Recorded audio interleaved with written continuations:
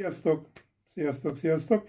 Jó rég találkoztunk, mert egyrészt nagyon sok dolgom volt, másrészt meg voltak egyéb problémák is, amik miatt nem tudtam videózni, meg nem is akartam, meg kedvem se volt, meg egyáltalán, mert mindig azt mondja az ember, tudjátok, hogy nem volt időm, de hát olyan nincs, hogy nem volt időm, mert ugye ezt abszolút én is tartom, hogy arra van időd, amire akarod, amire szánod az időt. És igazából a videózás most nem tartozott ezek közé, mert 20 rangú probléma volt, hogy most én videókat gyártsak. Ilyenkor ugye új év van, ilyenkor össze szokták foglalni mások, hogy mi történt az elmúlt évben. Én nem a naptár szerint érem az életem, tehát engem ez nagyon nem érdekel, hogy új év, meg nem új év, ez csak megállapodás kérdése, hogy mikor mondjuk azt, hogy most új év van. Tehát igazából minden megy tovább úgy, hogy eddig. Ez nem sokat használt, ez a szemüvegtörlés. De már szemüvegtörlés egyébként nem véletlen, pontosabban teljesen véletlen, hogy én ezt most meg fogom törölni, mert hogy ezt elfelejtettem. Mert most látjátok, tök spontán minden, ki van baszalintva egy telefon, aztán a hangot is azzal veszem meg minden. Most nem adunk a minőségre, de amit amúgy adnék, tudjátok. De most még inkább spontánabb a történet, mint eddig. De ha már szemüvegtörlés, lesz róla videó. Csak mondom. Tehát, hogy rögtön azzal kezdjek, hogy mi várható ebben az évben, mert biztosan van egy-két ember közületek, aki esetleg ezt várja, hogy most mire lehet számítani ebben az évben. Mielőtt beszélnénk esetleg a tavalyi évről, mégiscsak nagy vonalakban, egy-két mondatban, hogy mi, hogy volt. Lesz a szemüvegtörlésről. Nem kicsi videó lesz, srácok, meglátjátok. Úgyhogy, látom magamat, de jó. Na, szóval nem kicsi videó lesz a szemüvegtörlésről, úgyhogy tök jó, hogy ez így véletlenül megtörtént. No, tavalyi évnek az eleje az írtó sok munkával indult nekem. Ugye azt tudjátok, hogy a digitalizálással foglalkozom, akik követnek engem, azok tudják, már többször megemlítettem, és itt ebben a történetben mindenkinek, aki ezzel foglalkozik, bár nem vagyunk már, hála az égnek, sokan, be az utóbbi időben elég sok ilyen szemét hulladék emberke elkezdte csinálni. No, de mindegy, a lényeg az, hogy akik ezzel foglalkozunk, nekünk az évvége az olyan, tudjátok, mint a lángosütőknek a május, június, július. Tehát gyakorlatilag ez a szezon nekünk. Tehát elvileg októberben már sokszor megindul úgymond a karácsonyi szezon, tehát nekünk a karácsony az a szezon, és ugye az megindul, és akkor október, november, december, tehát decemberre tetőzik, mert nyilván mindenki utolsó pillanatra hagyja, mert azt hiszi, hogy csak ő van először is, másrészt meg, hogy ez így készül el, így. Tehát fogalmuk nincs róla, hogy ez mennyi idő, meg hogy nem ők vannak egyedül. Ez a legtöbb. Mindegy. Erről is tervezek majd videót, de igazából nem tisztán minősíteni, tudjátok, a megrendelőimet, ez nem erről szólna, hanem ugye arról beszél, tehát az egész csatornám arról szól, hogy milyenek vagyunk mi emberek. Tehát, hogy milyen szar az ember. Lássuk be, a szaroldalunk jellemzően, az kerül bemutatásra ezekben a videókban, vagy azokról beszélek általában, és próbálom felhívni a figyelmet. Ez egyébként figyelemfelhívás, tehát ez nem puszta fikázás, ha megfigyeljétek, mindig vagy elmondom, hogy hogyan kéne, vagy hogy lenne jó, vagy pedig rámutatok konkrétan dolgokra, és nem csak a fikázásról szól a történet. Tehát ez nagyon fontos, én ezt egy nagyon fontos dolognak tartom. És ez nem mindegy, mert az értéktelent az értékestől ez választja, én azt gondolom. Úgyhogy talán ha valami érték van a videóimban, akkor ez. Tehát erről az oldalról ugye hol kapok a legnagyobb merítést az emberekből? Facebookon, nyilván, tehát abszolút Facebookon. Ott mindennél nagyobb merítést kapsz az emberekből, és ezért tudod, hogy az emberek 90%-a idióta, tehát ezért nyugodtan azt mondani, mert nem igaz, hogy csak az idióták vannak Facebookon, mindegy, ezt most hagyjuk, nem kezdem el, de a lényeg az, hogy személyesen viszont a megrendelőimből kapok, hiszen én egész nap itt vagyok, gyakorlatilag nyitvatartásom van, és Isten igazából jönnek hozzám az emberek, nem sokára most is egyébként. Tehát a lényeg az, hogy én itt vagyok személyes kontaktusban az emberekkel, én itt kapok egy jó mintát belőlük, és hogy hányféle vevő van, vagy megrendelő, ezt nagyon szeretném nektek bemutatni, hogy milyenek az emberek. Tehát, hogy tényleg, és olyan elképesztő sztorik vannak ezek között, hogy el sem fogjátok hinni, hogy egyszer megcsinálom ezt a videót. Még a vázat a fejembe áll csak össze, és ugye el kellene kezdeni írni a vázatát, mert ugye ennyi mindent nem lehet megjegyezni fejbe, amit fel akarok majd sorolni. Tehát, és nem fogjátok elhinni, hogyha megszeretek ez a videó, hogy tényleg ilyen emberek vannak. Mert egyszerűen nem, hihetetlen. Tehát számomra is science fiction. Ha nem velem történne, vagy nem velem történtek volna meg ezek a dolgok, akkor azt mondjam, hogy ez nem igaz. Hogy ilyen emberek vannak. És hát vannak. Tehát sajnos ez van. Na mindegy. Tehát a lényeg az, hogy ez is már egyfajta előrevetítés. Tehát Isten igazából, hogy nem szeretek a múltról beszélni általában, már most is látjátok, hogy a múltról való, az elmúlt évről való beszélt közben is, már gyakorlatilag előrevetítek. Tehát inkább azzal foglalkozok, hogy mi lesz, meg mi várható, meg mire készüljünk, meg tervezni szeretek. Tehát nem szeretek azzal foglalkozni, hogy mi volt a múltban. Sok értelmét, megmondom őszintén, nem is látom. Bár sajnos sokan azt mondják, hogy ha a múltat nem ismered, akkor a jövőd nincs, meg ilyen hűfasságok. Tehát vannak ilyen mémek is, meg mit tudom én, nyilván, ilyen nagy okosságok vannak. Én ezekkel nem értek egyet. Nyilván ismerni kell a múltat, és nyilván azokat a hibákat igyekezni kell nem elkerülni, de és akkor mi van?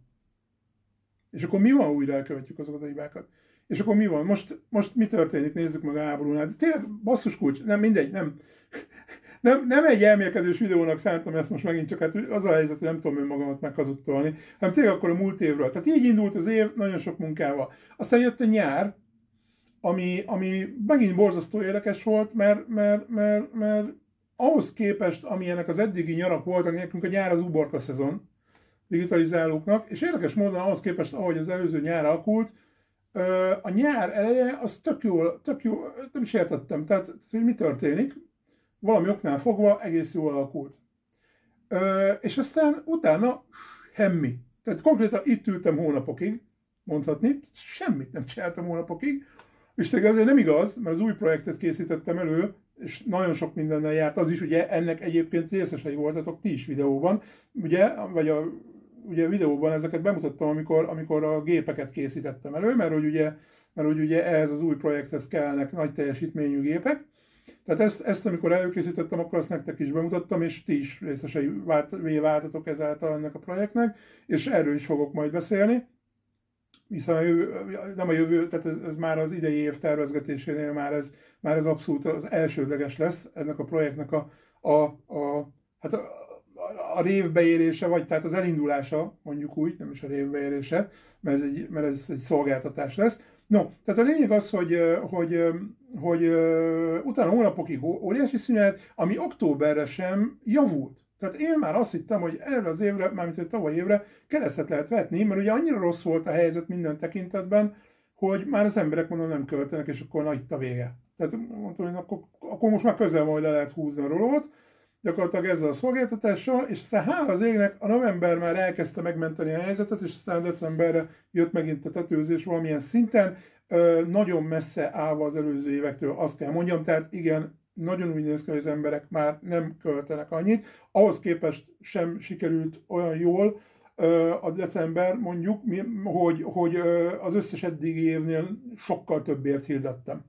Sokkal. Tehát klasszisokkal. Nagy összegért hirdettem. Úgyhogy nem sikerült jól. Nem sikerült jól a december ahhoz képest, hogy még ugye nyilván most is hegyekben áll az a munka, amit januárban el kell végezni, úgymond hegyekben, de 3-szor ekkora hegyek voltak eddig, mert 4-szer ekkora hegyek. Nem lehetett itt megmozdulni. Annyit úgy szólt eddig, és ahhoz képest viszont már töredéke. Jó, de mindegy. Nem panaszként mondom, csak hogy például lássátok, hogy ezen is le lehet mérni, ez egy tök jó mérő eszköze annak, hogy az emberek bizony már nem költenek annyit, nagyon megfogják a pénzeket, és bármennyire is tagadja mindenki, hogy jó, nem lesz itt háború, meg ne beszélj már ilyet, meg bármennyire is, kurvára készülnek rá az emberek. Kurvára. Tehát stikába mindenki veszi az aranyat, meg ilyenek, tudok róla. Tehát veszik az aranyat, meg ilyenek, meg rakják a pénzt, amiben csak lehet. Tehát a háborús eszközöket elkezdték elővenni, az ezüstöt, meg stb. Tehát elkezdik ebben rakni a pénzüket az emberek, és az ingatlan biznisz sem véletlenül csappan meg annyira, amennyire csappant, mert ugye ha háborút várnak az emberek, akkor az ingatlan az nem jó befektetés, hadd mondjam már el végre, hadd mondja már ki végre valaki, mert kurvára mindenki erről dumál, az összes ingatlanos meg mondja, hogy most nagyon be kell fektetni ingatlan, mert kurvára elfektessetek ingatlanba. Még mindig eladó a lakásunk úgy, hogy már volt rá vevő, több komoly vevő volt rá egyébként a múlt évben, tehát aki nem komoly vevő volt rá, hanem effektíve vevő volt rá. Aztán közben jöttek dolgok, amit most nem fogok ecsetelni, de nem adódott el a lakás. Tehát olyan döntés született, hogy nem adódik el a lakás még akkor. A helyzet az, hogy idei évben mindenhogy el kell adni. Tehát menekülni kell ebből innen, mert nyilvánvalóan, még egyszer mondom, ne maradjatok lakásba. Az én nézőimnek, drága kedves nézőim, én nem tudom, bocsánat, hogy így fogalmazok, nem titeket akarlak bántani ezzel, én nagyon örülök, hogy itt vagytok, hanem én nem nevezem magam youtubernek, meg nem nevezem magam tartalomgyártónak, mert nem vagyok az. Tehát azért tessék felfogni, hogy óriási különbségek vannak. Tehát én nem vagyok egy The VR, meg nem vagyok egy Kadarkai Endre sem, aki legalább, tehát már ők sincs egyedül egyébként, ők is szerkesztősége van, de mondjuk oké. Tehát igazából nem vagyok tartalomgyártó, én azt gondolom. Tehát én még mindig vlogolok attól függetlenül, én a Herbie féle klasszik vonalat viszem tovább, meg lehet említeni az Istit még, talán ezt a vonalat viszem tovább. Én vlogolok. Jó? Tehát azért mondom, hogy a néző, én értem, csak nagyon nehezen nevezlek titeket nézőnek, mert tehát nem igaz, tehát a tartalomgyártó néző kontextus nincsen meg szerintem közöttünk. Tehát azért legyünk már őszinték, nincsen meg. Ez gyakorlatilag egy publikus napló, amit csinálok, szinte kvázi. Tehát kedves naplóm, és hozzátok beszélek, mint a naplómhoz, szinte kvázi. Tehát valami ilyesmi lehet ez a történet. Attól függetlenül is, hogy nagyon sokszor a formája már egy technikai bemutatónak, vagy eszköz bemutatásának, stb. Ami egyébként lesz, majd mindjárt nem sokára veszem föl. Itt van egy bontatlan Asus füles, úgyhogy most is fogok egyet fölvenni, mikor ezt a videót befejezem, az a rohadt nagy terv. Bár nem tudom ilyen körülmények között, mert látnátok, hogy mi van itt most, egy rohadt nagy kupleráj. Tehát egy akkora kupleráj van, ugye az új szolgáltatáshoz rendezzük át itt a szobát, és Isten igazából most per pillanat, ugye az összes cuccot ilyenkor, amikor eltároltál a szobában, ilyenkor helyváltoztatás fog történni, meg kidobálni kell sokat, tehát ilyenkor felbojdul minden, ugye, ami eddig jól beállt rendszer volt. Most ezt el kell bojdítani, meg ugye eddig most 2 munkállomásra álltam át ugye a december miatt, most vissza kell állni 1 munkállomásra, mert most már dosztig elég, és a másik munkállomásnak úgymond mennie kell, tehát eltárolásra kell, hogy most már, hogy kerüljön, nem lehet kint úgy, mint eddig, mert eddig volt neki hely, most már nem lesz hely, mert túl zsufi lesz a szoba, majd elmagyarázom, hogy miért, amikor ezt a szolgáltatást majd beindítom. Előre semmit nem mondok el, minden üzleti titok, tehát semmi ilyesmit nem fog. Egy olyan szolgáltatást fogok beindítani, ami Magyarországon még nincsen. Csak így érdekességképpen. Nincs még, pont ilyen nincsen. Hasonló van, de pont ilyen nincsen egyáltalán, niente. Senki nem csinálja Magyarországon. Megkockáztatom, hogy nemzetközi szinten is nagyon kevesen, de erről már szerintem beszéltem. Tehát ezt már talán említettem tavalyi videómban is, hogy nemzetközi szinten vannak ilyenek, hasonlóan működnek, de még az sem így működik, mint ez. Nagyon kíváncsi leszek, hogy ez bejön-e. Csak érdekességképpen a honlapja már készen van nagyon rég, ugye pont azért, hogy a Google kezdje el beforgatni, úgyhogy úgy van kész nagyon rég, hogy gyakorlatilag már ilyen 99%-os most már, meg hát mondhatom, hogy gyakorlatilag 100%-os, tehát működik, és se tekintetében minden rendelni lehet rajta, meg ilyenek, volt is ebből probléma. De ugye rendeltek. Tehát ugye rendeltek alapvetően 2 nagy csoportra oszlik a szolgáltatások köre. Bocsánat, hogy ilyen titokzatos vagyok, de úgy kell beszélnem dolgokról, hogy nem árulhatom el a konkrétumokat, ez így nagyon nehéz, de most ez van. De talán így is érdekes lesz. 2 nagy szolgáltatás van, szolgáltatási kör van, ezeket lehet rendelni egy megrendelőlapon, és már mind a 2-ből rendeltek, és az egyiket ki is fizették. Ugye, mert ott úgy van a fizetés is, hogy ott viszonylag gyorsan kell fizetni, és ki is fizették, és úgy kell írni, hogy bocsánat, de még csak tesztüzemben vagyunk, és visszautalni a pénzt, meg minden. Semmi problémát ez nem okozott nyilván. És ugye rá is kérdezett az úriember, hogy esetleg tudok-e ilyet Magyarországon, és mondom, hogy nincsen. Tehát igazából én nem tudok róla, hogy lenne, de szerintem nincs is. Tehát nincs ilyen még egy Magyarországon. Amennyire utána néztem, tudjátok, ChatGPT már legnagyobb haverom. A legnagyobb. Csinálok egy online magazin vele, ez is a tavalyi év, tessék, akkor folytatjuk a tavalyi év, ez is a tavalyi évnek a szüleménye, egy online magazin csinálok, ezt te is mondom, ez nem, hogy nem üzleti titok, hanem ez kifejezetten ajánlom, hogy nézzétek, ez a g.hu címen elérhető, fogom majd egyébként videóba bemutatni, hogy hogyan készül, mert talán érdekes lehet egyébként, hogy ezt hogyan csinálom. hogy mennyi munkát takarítok meg, és gyakorlatilag egy szerkesztőségem van, elképesztő, méghozzá profi szerkesztőségem van, gyerekek, profi szerkesztőség készíti, elmondanám, és aztán nem akarom lelőni a poént, de egyébként, aki fölmegy a g.hu-ra, ő, ha elolvassa az oldal alján azt a kis szösszenet szöveget, akkor rá fog jönni, hogy meg amúgy is rá lehet jönni belőle, hogy mi a titka. Meg már most el is árultam egyébként, most jut eszembe, hogy kontextusában, hogyha valaki megvizsgálja, hogy milyen kontextusban említettem a g.hu-t, akkor gyakorlatilag rájön, hogy hogyan készül ez az online magazin, de ez egy nagyon érdekes kis, azzal az alcíme, hogy garantáltan felizgat. Tehát ezzel készül egy g.hu, persze ékezet nélkül, tehát g.hu címen éritek el, ajánlom mindenkinek, hogy tekintsétek meg, nagyon jó kis magazin lett szerintem, nagyon jó, és akkor ide, hát én igyekszem napi rendszerességgel, de ugye most mindjárt elérek az évvégi problémákhoz, és akkor majd talán érteni fogjátok, hogy miért nem tudtam most ezt sem úgy karbantartani, hogy szerettem volna, vagy úgy csinálni, hogy szerettem volna.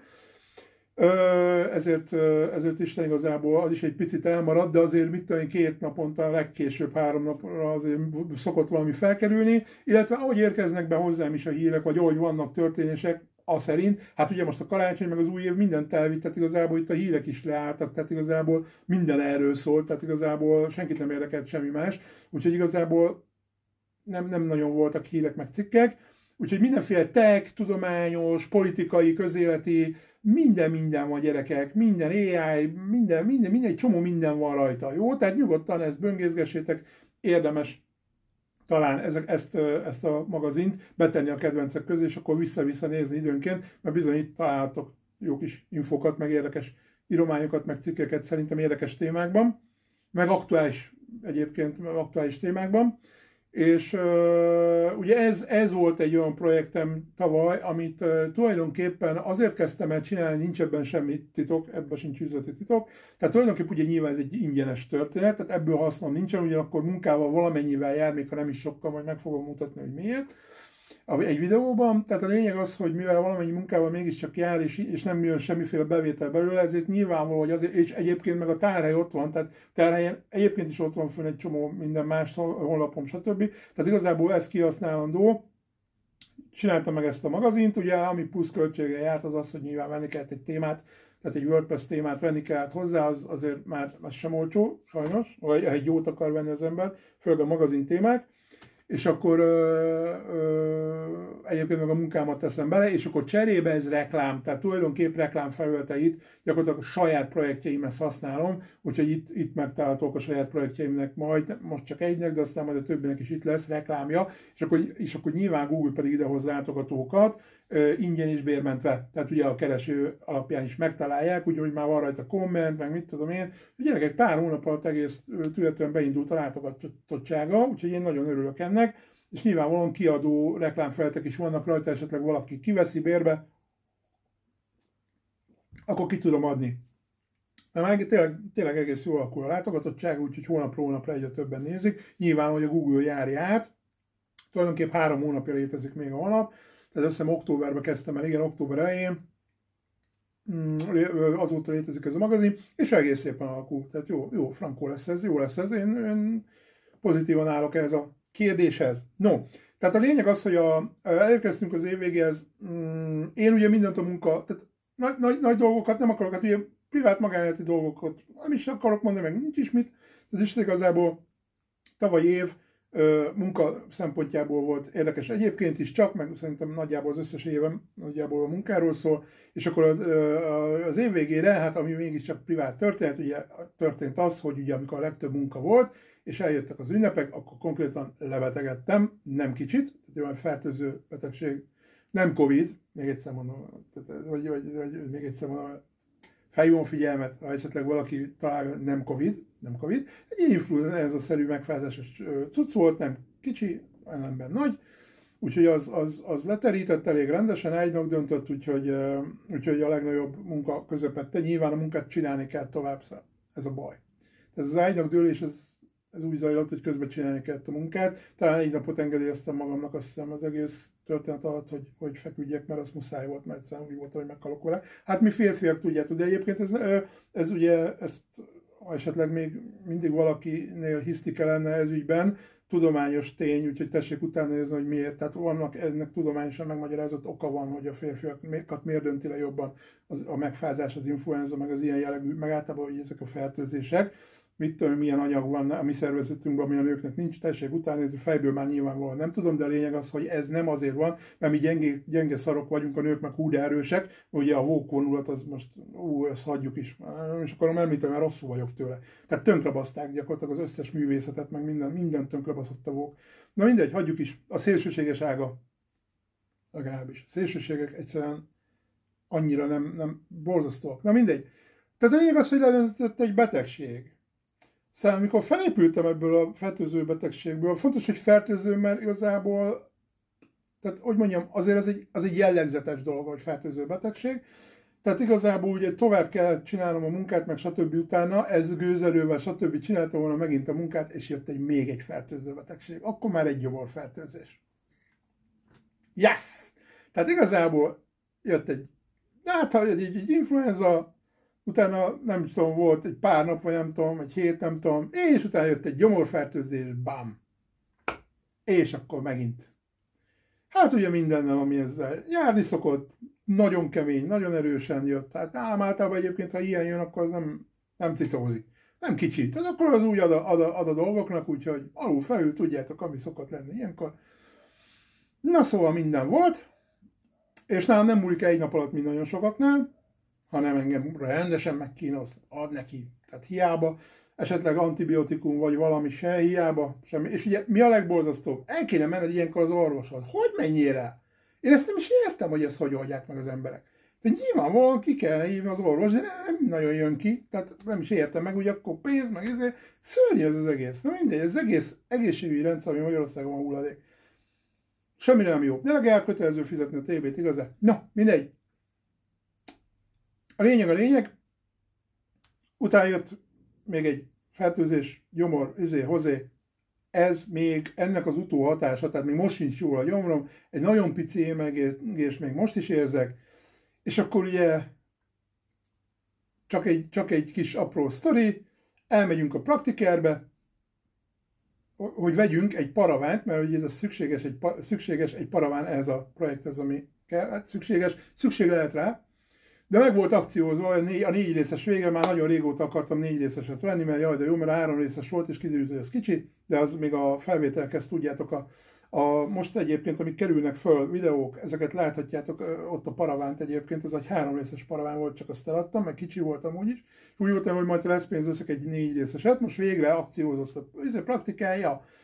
Hát csak kiderült, hogy azért akcióztak valószínű, mert már 1000 éve ott volt ez a 4 részes, senki nem vette, és 1000 év alatt ott a nedves dors raktárban franc tudja, és csak itthon derült ki, miután felbontottuk, hogy hótpenész volt. De nem látszott rajta, tehát nem az a penész, ami látszik, hanem iszonyatosan penészszagú volt, de nagyon, elképesztően nem tudjátok.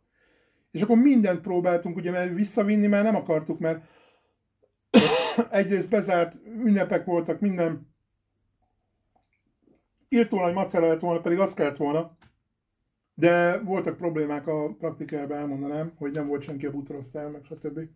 Ott álltunk 3-4 órát, szóval megküzdöttünk érte. És ezért nem is akartuk visszavinni, meg minden. Lényeg az, hogy brutálisan penészes volt, szavóztuk meg minden, de hiába, meg tönkretette a szavó, ugye nyilván besárgult, meg ezért kész, úgyhogy gyakorlatilag kuka az egész. Úgyhogy oda lett egy rakás pénz, mert így se volt azért olcsó, még akciósan sem. Jelzem. Sőt, az volt a nagy akció majdnem, hogy az eredeti ára, kicsit régebbi áron adták, ennyi volt a nagy akció, de mindegy is. Szóval a praktikerről meglett a vélemény, már előzőleg is megvolt a bútorosztályról, a Fóti, ez az M3-as, hadd mondjam el, katasztrófa, ami ott folyik a bútorosztályon, dolgozni nem akarnak, akik ott vannak, egész nap nincsenek ott a pultnál, stb. Undorító férgek, akik ott dolgoznak, elmondanám, hányadékok, tehát tényleg ki vagyok tőlük akadva, mindegy. Oké, ezt hagyjuk is. Ha nézed esetleg a videót, aki ott dolgozol, kapd össze magad, öcsém. Ülj oda be a pultba, ott van dolgod, meg legyél ott a kibaszott osztályodon, meg nézzél, hogy mi van ott, meg hogyha penészszagú egy rohadék termék, akkor szóljál, azt üdítsétek ki, hogy valamit csináljátok vele. Nyilván megírtam panaszként a praktikernek, mi volt a válasz, adjam meg az összes adatomat, töltsek egy 6000 oldalas kérdőívet, és akkor foglalkoznak a panaszommal. miután megírtam nekik, hogy nem panaszt akarok, már utólag meg ki is dobtuk, meg minden, nem érdekel a pénz se, nem érdekel, csak nézzék meg az összes többit, mert biztos, hogy minden penészes. Nézzék meg az összes többi terméket is, főleg ezeket a paravánokat, az összes többi penészes, csináljanak vele valamit, mert ez így nem lesz jó. Hogy mások ne szaladjanak ebbe bele, persze, hogy leszarták. Tehát nagyon udvarias levelet írtak, persze, adjam meg az összes létező adatomat, személyes adatomat, meg mondom, töltsek ki egy hatalmas könyv, majd akkor panaszkezelésként. Értitek? Tehát a sablont küldték. Sablonválasz. Le vagyok szarva magyarán. Felhúztam magam, reflux jött is rendesen. No, szóval. Ugye ez történt, ez csak így a tavalyi év végéhez még így egy kis adalék, hogy ilyen fasz a ünnepek. Nem mint hogyha én ünnepelnék, annyira engem aztán nagyon nem érdekel, a vallási ünnepek. Meg ezek az álságos dolgok, de mindegy, az emberek így szeretnek szórakozni, hát nyilván nekik ez általában véve nagyon jó, nekem meg vannak a saját ünnepeim, meg lesznek. Amikor elérek bizonyos, erről már beszéltem egyébként itt az ateizmus, egyik ateizmus sorozatban, ami itt van a csatornán, abban beszéltem az egyik beszélgetésben, hogy például mit fogok megünnepelni. Ha minden jó megy, az ebben az évben már végre sikerülni fog. Úgyhogy azok valódi ünnepek, azok valós ünnepek, és ott van is mit ünnepelni.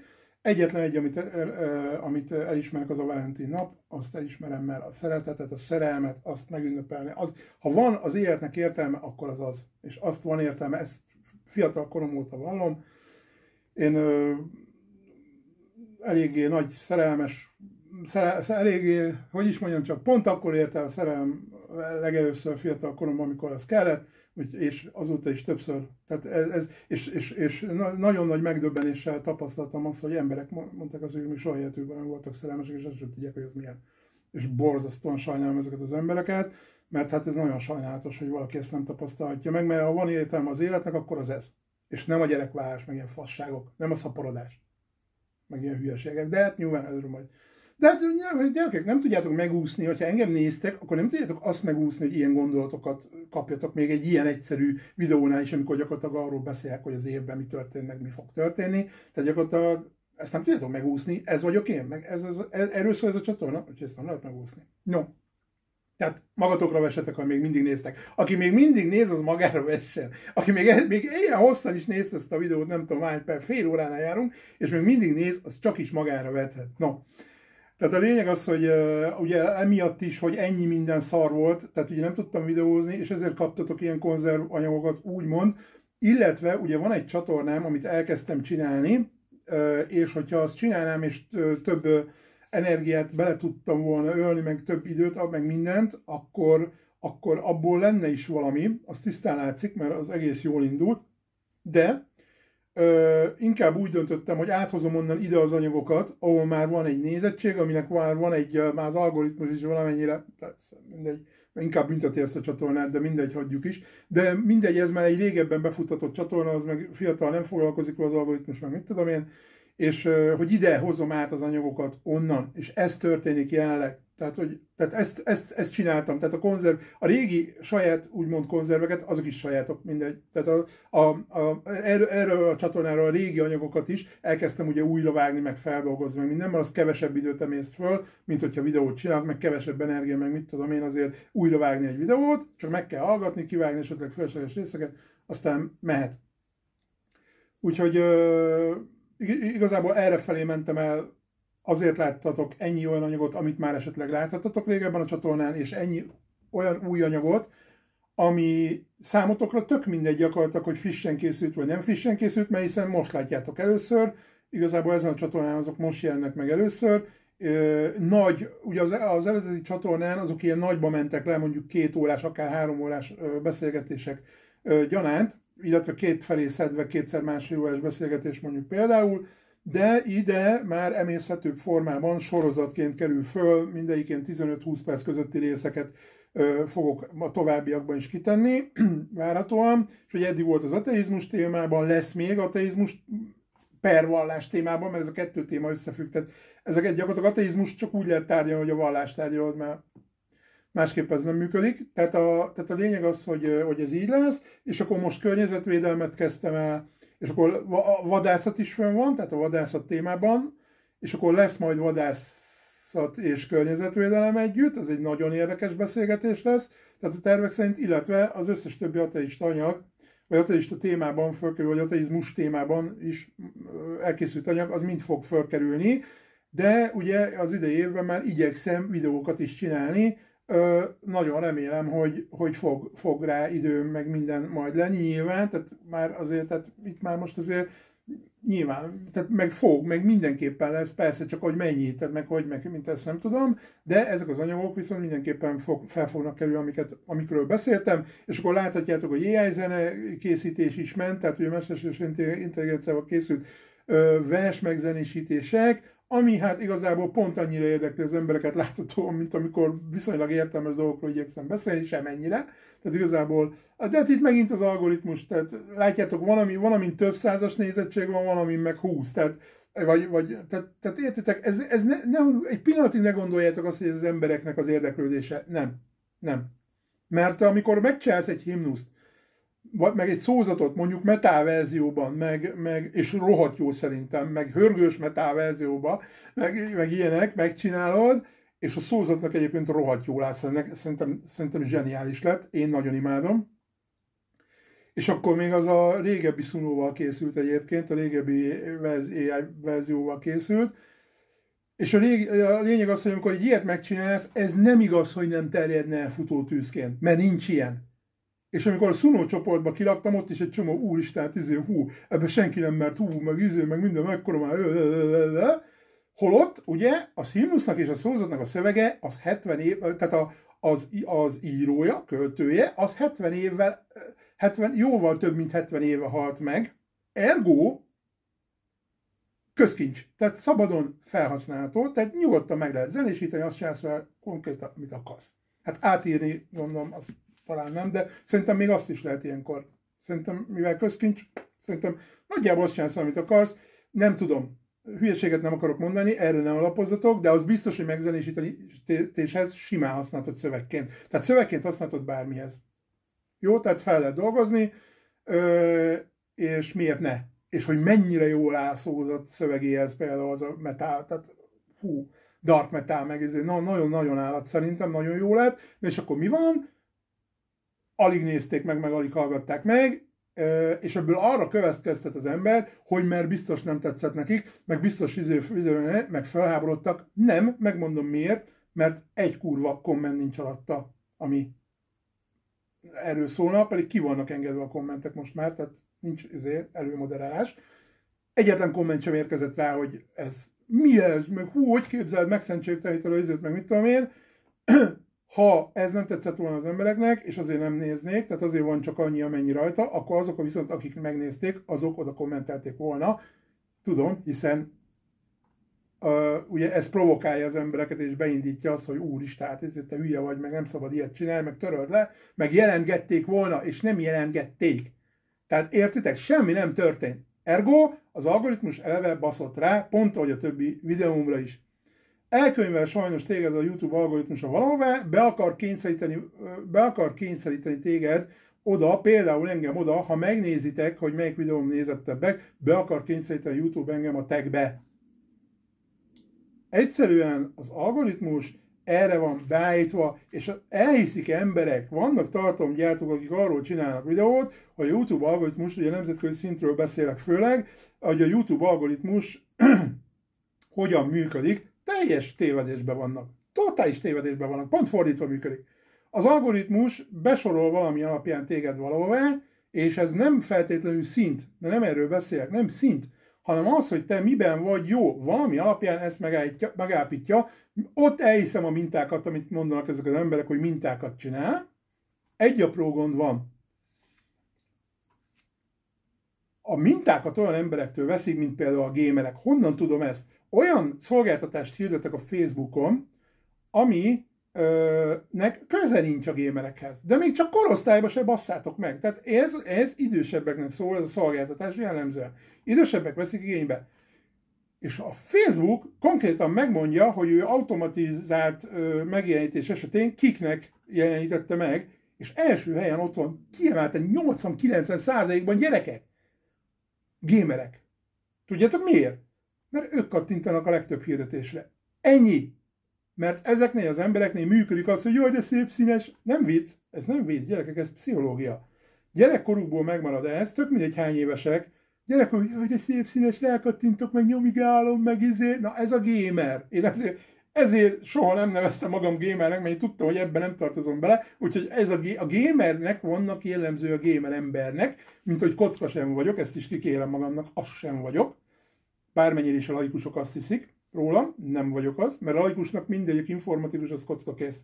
No, mindegy. A lényeg az, hogy nem, tehát ezek elborultak ilyen szemszögből, vagy szempontból, és ezért nekik ajánlja ki a Facebook a hirdetéseket. És úgy jut el, úgy tud mégis sikeres lenni a hirdetésem, hogy szól a nagyapjának, meg az apjának, meg a szülőknek, meg a mit tudom én, meg az is játszik, az is gamer, aki mondjuk középkorú, vagy akár idősebb, mert a telefonon, meg mit tudom én játszik, ugye a legtöbben egyébként telefonon látják a hirdetésektől kezdve mindent, tehát ők telefonon böngésznek, mert telefonon csinálnak mindent, a legtöbben, nem PC-n, PC-jük sincs a legtöbb embernek, tehát ugye 70-80%-ban ez megint csak, tehát tudjátok, erről vannak statisztikák, amikor hirdetsz, hogy kiknek jelent meg kik kattintottak, meg kik meg hogy, meg mint, meg kik hogy használják az internetet, és ott van, hogy 70-80%-ban, sőt 80 fölötti százalékokban sokszor ki, hogy bizony mobiltelefon használók, és nem PC, tehát PC-k ezeknek nincs is. De ezt amúgy is tudjuk, tehát ezt tudjuk, hát a laikusok azok mobiltelefont kiválóan használnak, viszont PC-t azt nem. Azt se tudják, hogy kell kezelni. Te a mobilt elnyomkodja. Mobilra el van. Egyszerű buta eszköz, ugye mondtam már nektek, hogy ez nem okos eszköz, az buta eszköz, mobiltelefon, és lebutítja, le van butítva az emberhez. Tehát az átlag emberhez van lebutítva az eszköz. Jó? Ami okos eszköz, az a 14900K plusz 4090 RTX-es Cumóka, az okos eszköz. A mobiltelefon az nem az. Jó? Na, maradjunk ennyibe.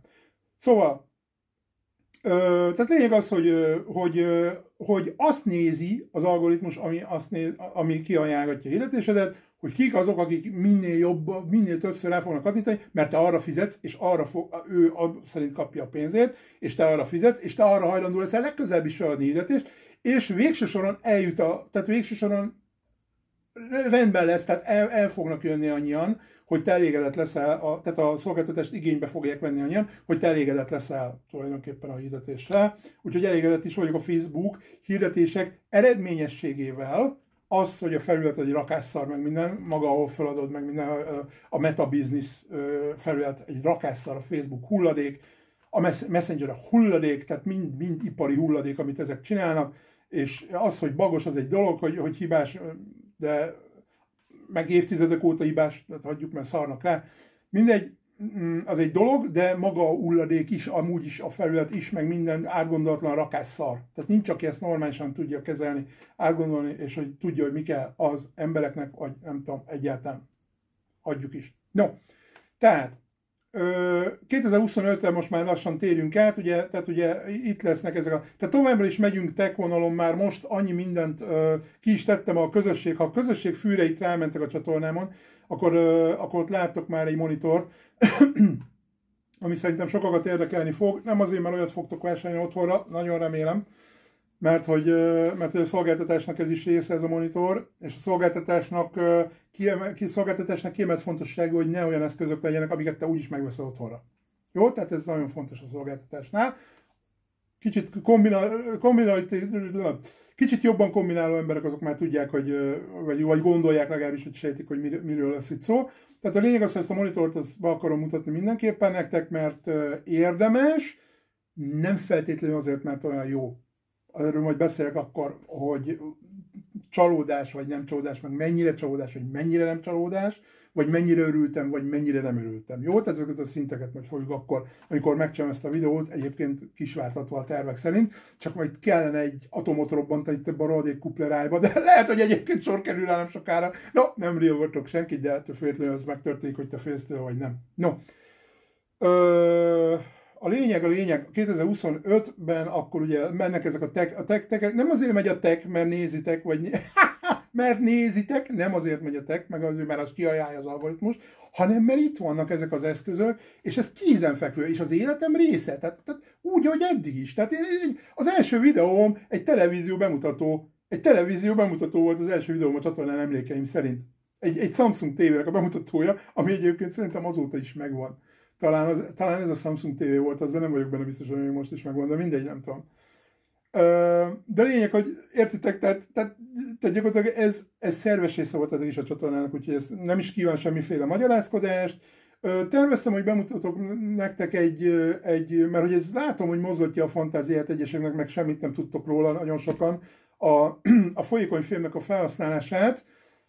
Ez pedig már, ugye mivel két nagy gépen már be van folyékony filmezve, ezért a harmadik, a kicsi gépen akartam megmutatni, ez egy 9900K 3060 Ti-ja, RTX 3060 Ti-ja, de aztán úgy döntöttem, hogy ezt nem fogom befémezni, úgyhogy ezt nem fogom megmutatni nektek.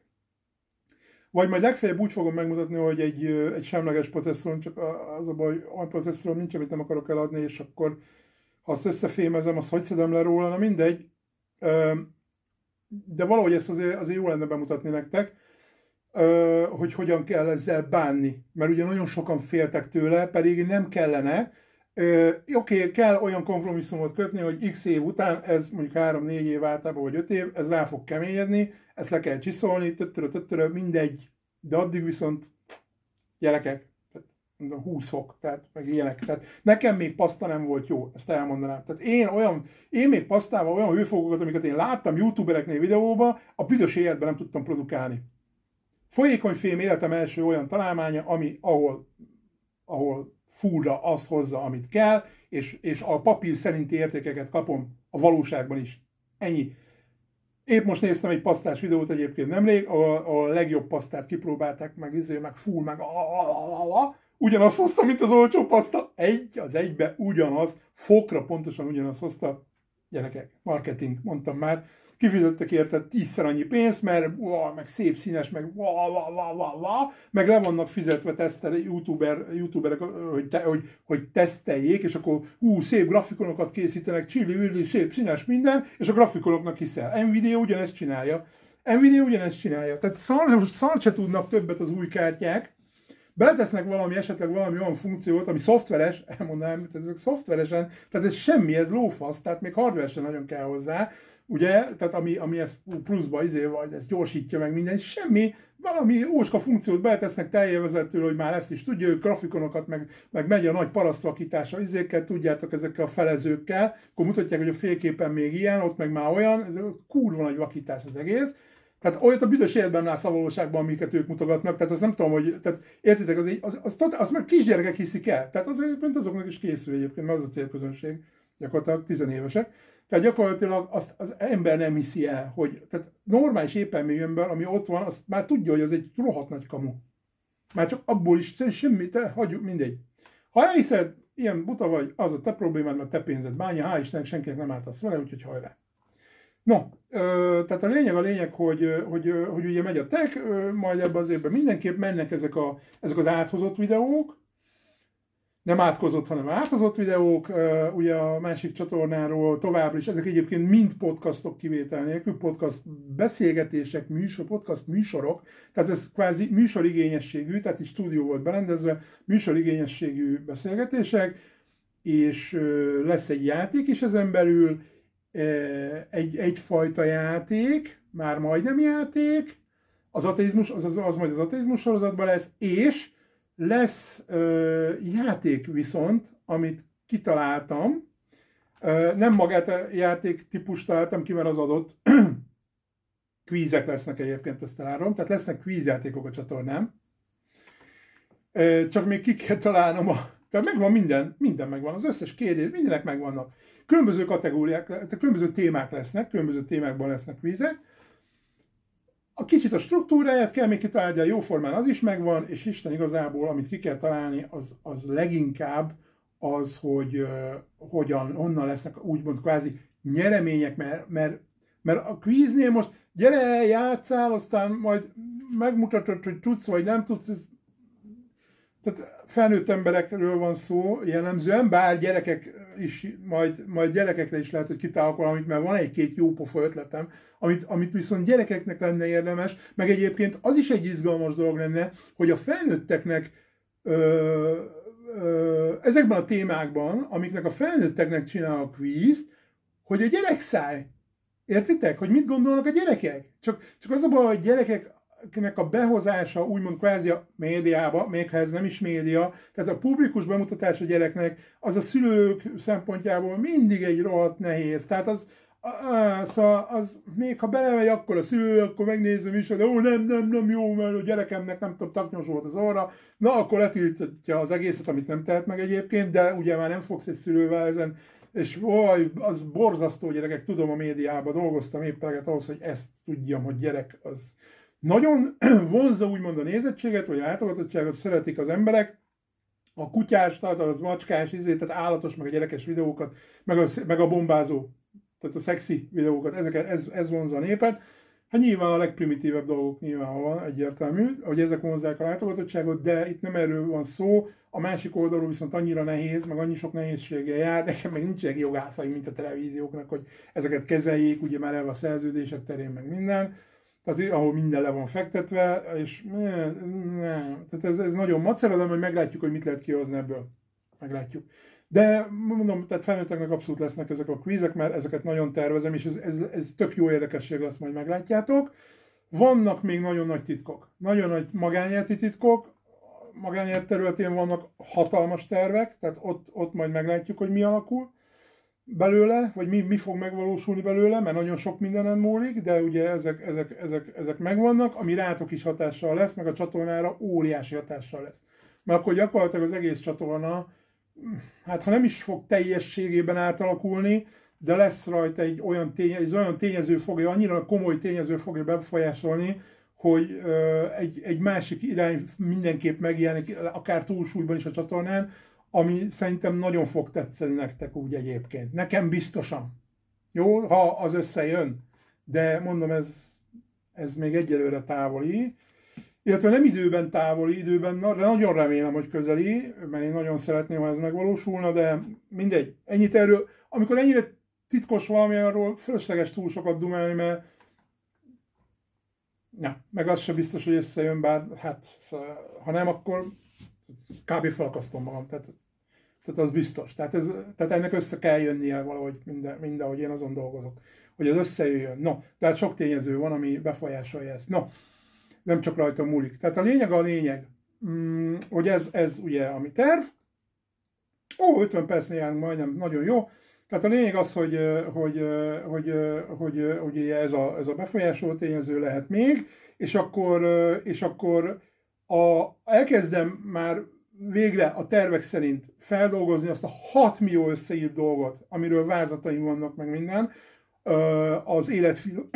az úgymond életfiló kategóriában, tehát amit azok, akik legelőször talán feliratkoztak a csatornán, tehát amit a feliratkozóknak egy része, egy jelentős része talán, nem tudom, megszeretett, vagy azt várja tőlem, mert végülis az ennek a csatornának is, meg nekem is, az a savaborsa az én életemnek is, meg ennek a csatornának is az a váza, vagy a magja, vagy nem tudom, tehát azért nem a tek a váza, meg minden, azok ilyen tök jó, hogyha csapódnak olyanok, akik azt nézik, meg akiket az érdekel, az tök jó, de alapvetően nem ez a lényeg. Tehát igazából az egész csatornák ez volt a lényege, az elejétől fogva, vagy főleg az elején, hogy ezek a dolgok így napvilágra kerüljenek, ezek a gondolatok, meg ezeket publikáljon felétek, amiket gondolok a világról. Ugye az új nézőpont, tehát erről is kapta a csatorna nevét, hogy új nézőpont, tehát igazából az a fajta nézőpont, ahogyan eddig talán nem láttad a világot, vagy ahogy eddig talán nem mondták neked, olyan infókat halljál, amiket még eddig sehol talán,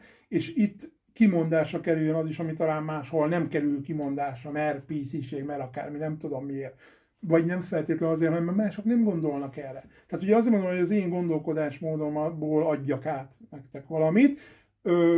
Egy-két ilyen betegségről is szó lesz egyébként, ha már itt látjátok, tehát ugye millió éve észrevettétek, mert csak van, aki rájött, van, aki nem, meg van, aki látta azt a videómat, ahol már mondtam, hogy pikkely sömöröm van van, aki nem látta, ezért elkezdett találgatni, hogy úristen, mi ez, meg be van kenve a feje, meg minden jött kommentbe, és igen, sokszor úgy csinálok videót, hogy be van kenve a fejem, mert elfelejtem előző napokba, vagy adhok jelleggel kell videót csinálnom valami témában, mert ha akkor nem csinálom meg, akkor úristen, meg akkor elfelejtem megint, meg mit tudom, meg akkor megint csúszik, és igen, látjátok, most le is van vágva hajam, az egész fejbőröm pikkelysemörös, itt végig pikkelysemörös, itt is, tehát gyakorlatilag igazából nekem, ha ez nem lenne kezelve, akkor konkrétan szinte az egész arcom, így az egész szem pikkelysemörös lenne, mint ahogy a könyököm is, tehát kb. Így néznék ki. Tehát így, ettől rosszabb lenne, tehát igazából itt. Jó? Tehát ezt tudni kell.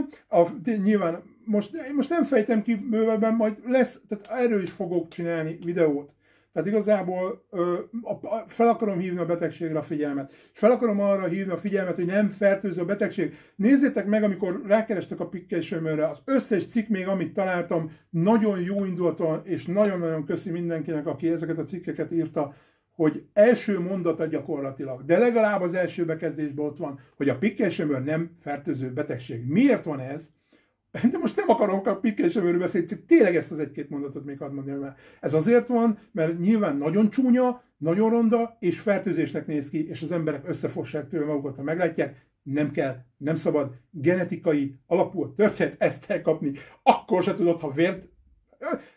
Ebben mondjuk, látjátok, ha vért cseréltek, az ebben vannak mondjuk különböző álláspontok, hogy adhat vagy nem adhat vért a pikkelysemőr, vannak véradó állomások, ahol adhat, tehát nincs róla hivatalos álláspont, hogy nem adhat, ergo hivatalosan adhat vért a pikkelysemőrös, mert ugye félő, hogy a vérrel már viszont átkerülhet, hiszen akkor már kvázi, hát nem is ilyeneket cseréltek, de érted, azért a vérrel már ugye elvileg talán sok minden más betegség is átkerülhet. De alapvetően, ha nincs benned a genetikai hajlam, akkor ennyi. Tehát ha nincs benned a genetikai hajlam, nem tudsz pikkelysemőrös lenni. Egyébként a rossz hír az, hogy minden 6. emberben állítólag benne van, de hagyjuk. Tehát ezzel most tényleg nem akarok senkit jóvetni, meg ilyenek, mert ha 100 évig élnél sokakon, akkor se jönnek ki, aki már mondjuk nem jött ki 50 évesen, 60 évesen, az már az, hogy nem is fog.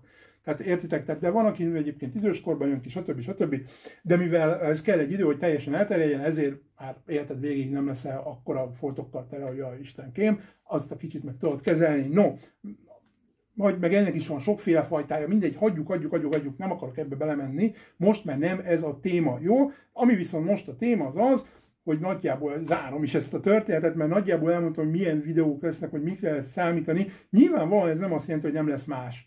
Tehát lehet más is, de már szerintem, ha én ezt meg tudom csinálni, ezeket a témákat, amiket itt felsoroltam, meg ezekben a témákban a projekteket, amiket felsoroltam, akkor én azt gondolom, hogy borzasztó elégedett lehetek a 2025-tel, főleg ha az a nagy dolog bekövetkezik, amiről beszéltem az életemben, akkor aztán borzasztóan elégedett leszek, és akkor vagy ki tudja, de mindegy, nyilván nem tudjuk, nem látunk a jövőbe, és nem következik be viszont az, amit viszont nagyon tartok, ugye? Az a bizonyos 2 betű, egy V meg egy H, tehát annak nem szabad bekövetkeznie, ahhoz, hogy minden másnak örüljek, nyilvánvalóan.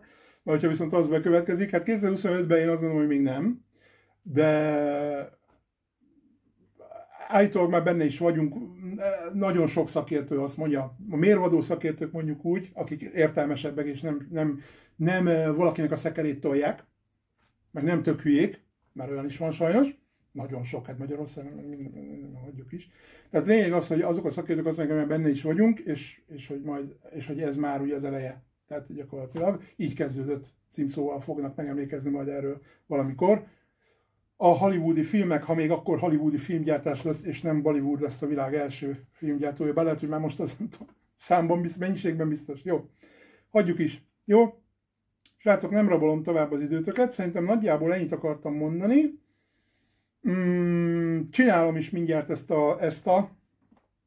úgyhogy ezt keressétek a csatornán majd, következő videóba, egyik következőbe. Nem biztos, hogy a következő lesz, de szerintem a napokban, de még mindenképp ebben az 1-2 hétben ki fog kerülni a videó róla. Mert mindenképpen fel akarom bontani, mert meg akarom hallgatni, mert hogy Hires Audio minősítést megkapta, és kurvára kíváncsi vagyok rá, mert na, mindegy. Majd a videóban beszélek róla, jó? Na, addig is tényleg mi nem találkozunk legközelebb. Szevasztok!